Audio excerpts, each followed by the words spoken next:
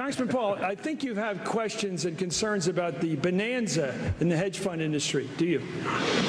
Yes, I think this is not a consequence of free markets. What's happening is there's transfer of wealth from the poor and the middle class to the wealthy. This comes about because of a monetary system that we have. When you inflate a currency or destroy a currency, the middle class gets wiped out. So the people who get to use the money first, which is created by the Federal Reserve System, benefit. So the money gravitates to the banks and to Wall Street. So that's why you have more billionaires than ever before. Today, this country is in the middle of a recession for a lot of people. Michigan knows about it. Poor people know about it. The middle class knows about it.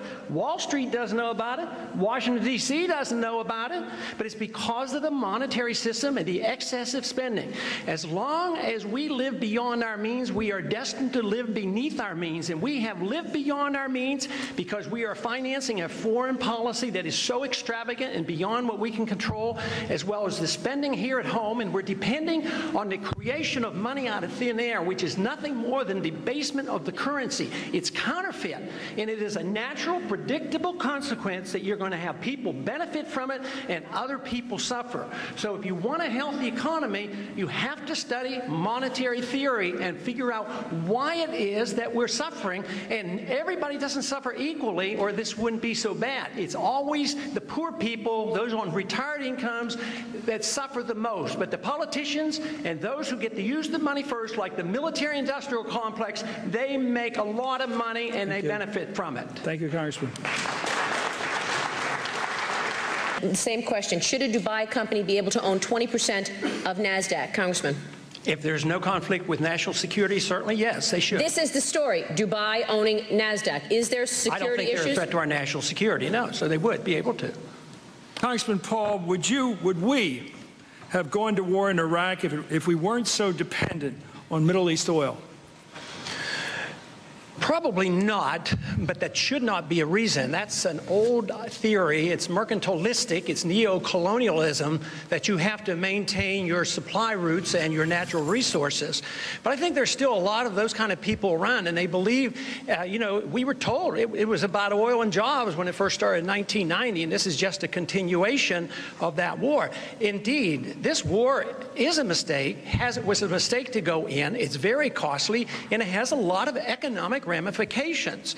We're going broke. We have this huge deficit.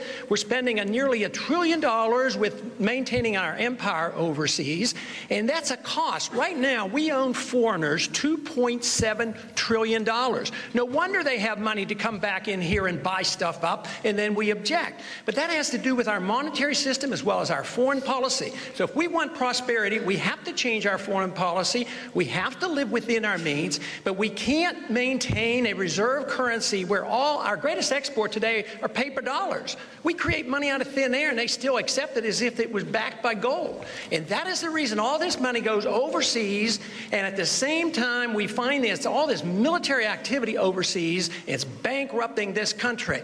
And not only that, it's a threat to our personal liberties here, and it's going to be a threat to our economy because we are beginning to live beneath our means. And that is a natural consequence of what happens when you live beyond your means. So we must change our policy both overseas and domestically.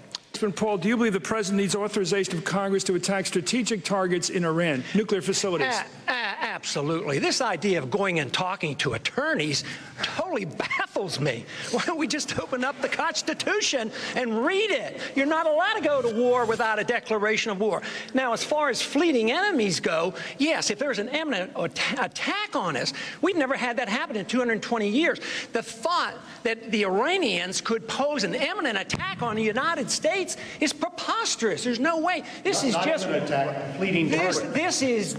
just war propaganda, continued war propaganda, preparing this nation to go to war and spread this war not only in Iraq but into Iran unconstitutionally. It is a road to disaster for us as a nation. It's a road to our financial disaster if we don't read the Constitution once in a while. Around the horn, Congressman. And the point that I think it was Congressman Paul made before, that we've never had an imminent attack, I don't know where he was on September 11.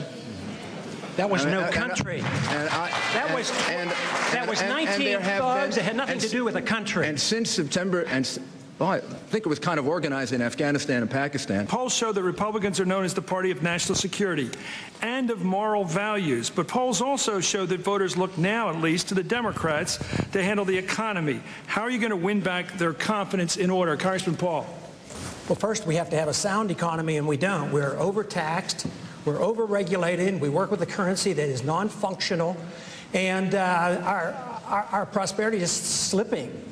And we are overextended overseas. You can't have a prosperous economy at home when you're spending all the money overseas. You can't even have a strong national defense if you're spending all this money overseas in wars that we're not winning. So if we want a prosperous economy here, we have to change these policies, and we can't be bailing out farmers and subsidizing ethanol. This is just the wrong way to go. The taxpayers pay for the subsidies, and then they pay for higher prices when they buy the gasoline or buy the food. It never works.